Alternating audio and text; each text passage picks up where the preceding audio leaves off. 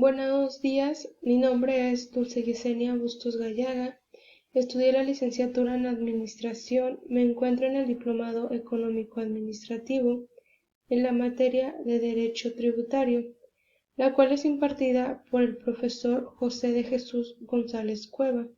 La actividad a realizar es una presentación electrónica.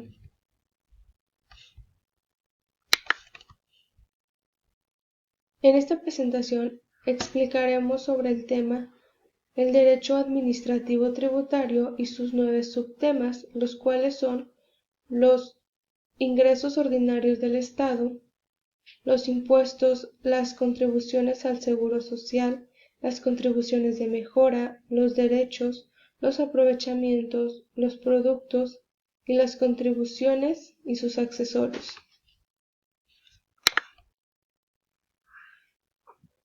En el derecho administrativo tributario podemos encontrar a sujetos de obligación fiscal, es decir, al sujeto pasivo y al sujeto activo. En el sujeto activo encontramos al Estado y en el sujeto pasivo encontramos a la persona física y a la persona moral.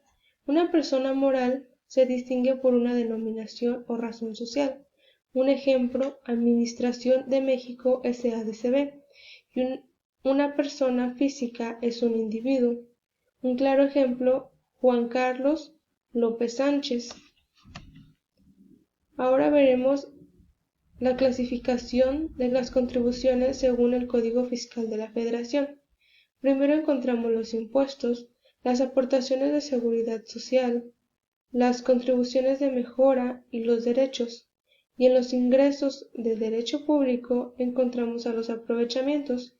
Y en los derechos del ingreso privado tenemos los productos. Al hablar de derecho tributario o fiscal nos podemos referir a las normas que el Estado necesita para poder obtener y recaudar los ingresos, lo cual es enmarcado en el artículo 31 de la Constitución en la fracción 4. La Constitución es quien nos determina la estructura del Estado, la forma de gobierno y la administración de los derechos y los deberes de los ciudadanos. En el artículo 31 nos menciona que son obligaciones de los mexicanos y en la fracción 4 contribuir para los gastos públicos así de la Federación como de los estados, de la Ciudad de México y del municipio en el que se resida, de manera proporcional y equitativa conforme lo disponga la ley. Mientras que en el artículo 1 nos dice que las personas físicas y morales están obligadas a contribuir para los gastos públicos conforme a las leyes fiscales respectivas. La disposición de este código se aplica en su defecto y sin perjuicio de lo dispuesto por los tratados internacionales de los que México es parte.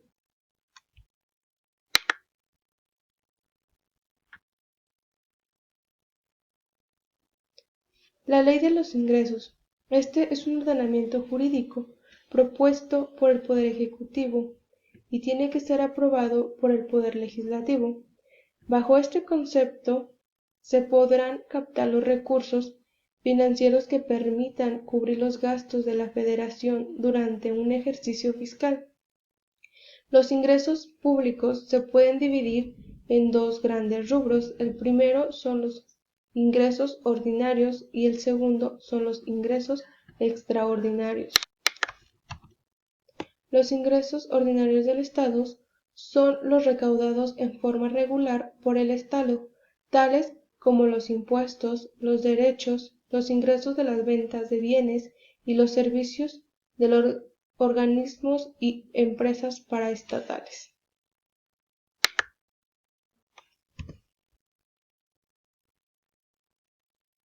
En el artículo 2 del Código Fiscal de la Federación establece que las contribuciones se clasifican en impuestos, aportaciones de seguridad social, contribuciones de mejora y derechos. Esto siendo una ley, rige la cantidad de dinero o recursos con los que el Estado podrá contar para un año fiscal, de acuerdo a los objetivos, los cuales son la reducción de la pobreza y el desarrollo económico. los cuales son plasmados en el presupuesto de egresos de la Federación.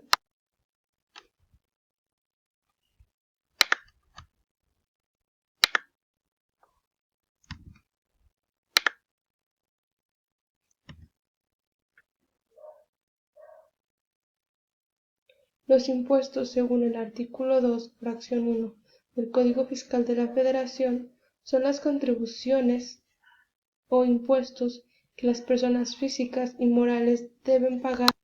Es decir, que en el artículo 2, los impuestos son las contribuciones y se clasifican en impuestos, aportaciones de seguridad social, contribuciones de mejora, derechos, a las que se define de la siguiente manera.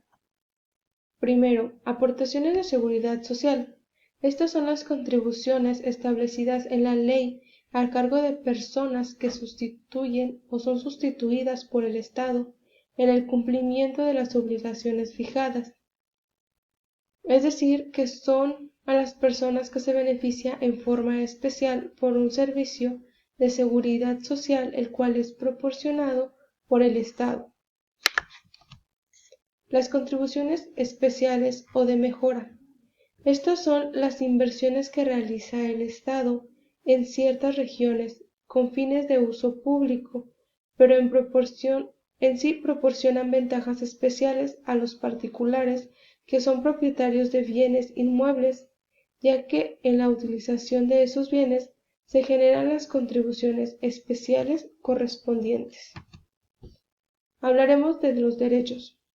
Estos hacen referencia a las contribuciones que la ley establece por el uso y el aprovechamiento de los bienes de dominio público de la nación, excepto cuando son prestaciones por organismos descentralizados u órganos descentrados, y en este último caso cuando se trata de contraprestaciones que no se encuentran previstas en la Ley Federal de los Derechos. Los aprovechamientos corresponden a los ingresos que percibe el Estado por función de derecho público, distinto de las contribuciones, de los ingresos derivados del financiamiento y de las que obtengan los órganos descentralizados y las empresas de participación estatal. Los productos.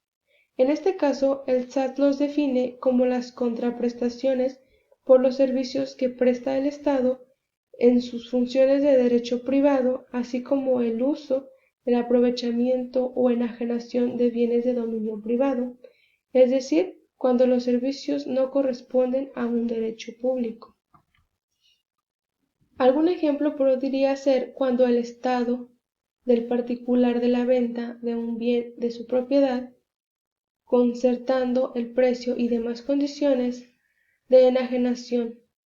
Lo mismo sucede al ordenamiento de los templos, son propiedad de la nación, y todos los demás bienes raíces necesarios para los servicios públicos. Ahora bien, hablaremos de los accesorios de las contribuciones. Estos accesorios se llegan a presentar cuando existe una violación en la economía del derecho fiscal y ante el incumplimiento de las obligaciones y los pagos del sujeto pasivo en una relación tributaria. Los accesorios existen porque se incumple en el pago en tiempo y forma de las contribuciones.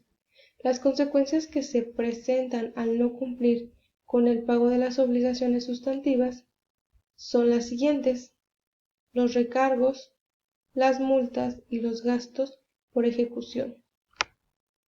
En los recargos nos podemos encontrar tres tipos, que son los recargos por mora, los recargos por pagos a plazos o los recargos por cheques. En los recargos por mora, la base es mensual y es del 1.13% del saldo insoluto del crédito fiscal, esto de acuerdo al artículo 8 de la Ley del Ingreso de la Federación y el artículo 21 del Código Fiscal de la Federación. Ahora bien, los recargos por pago a plazos, estos dicen que nunca deberán exceder a 36 meses, es decir, a 3 años. y para ello se deberá realizar una solicitud en la página del SAT, en la cual deberá ir la petición de pago a plazos. Una vez que el SAT es aprobada la solicitud de pagos a plazo, se deberá de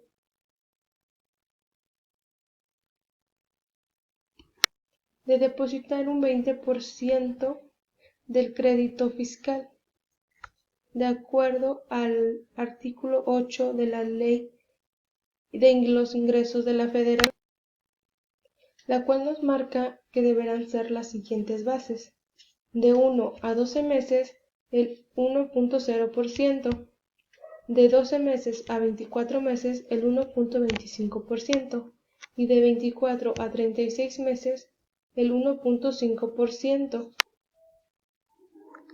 Los recargos por multas generan un 20% del crédito fiscal.